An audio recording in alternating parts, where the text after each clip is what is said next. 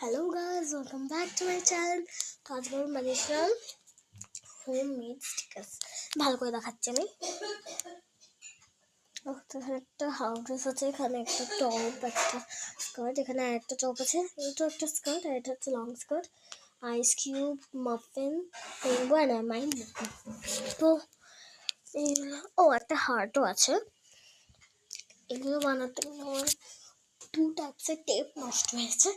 একটা হচ্ছে Cello tape, এই যে কাগজটার উপরে আমি সেলো টেপ ইউজ করেছি, ঠিক আছে।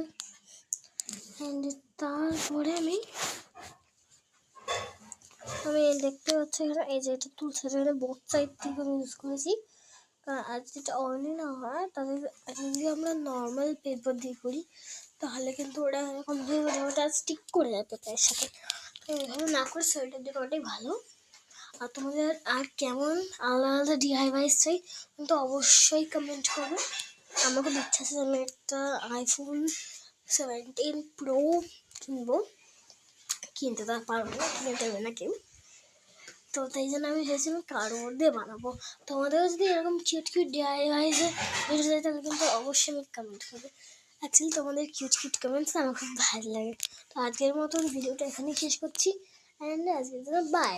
আর তোমাদের যদি এই স্টিকার্সের আইডিয়াটা চাই তাহলে আমি চ্যানেলে আবার একটা লং ভিডিও দিতে চলছি, সেটার জন্য কিন্তু অবশ্যই সাবস্ক্রাইব করে দিও।